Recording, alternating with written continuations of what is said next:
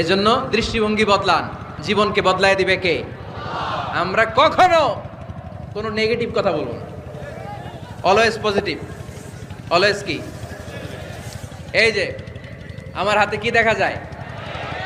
পানির বোতল, তাই না? এখানে অর্ধেক পানি ভরাস। কাউকে যদি প্রশ্ন করি, ভাই কি দেখতে পাচ্ছেন, একদল বলবে এখানে অর্ধেক বোতল খালি দেখা যায়। উত্তরটা সঠিক, আসলে বোতলের অর্ধেক খালি।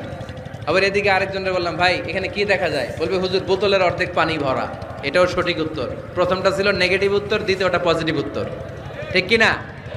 যারা সবসময় নেগেটিভ চিন্তা করে এরা খালি জায়গাটা দেখছে যে পানি নাই, আর যারা সবসময় পজিটিভ চিন্তা করে এরা পানি যে ভর্তি অর্ধেক ওইটা দেখছে।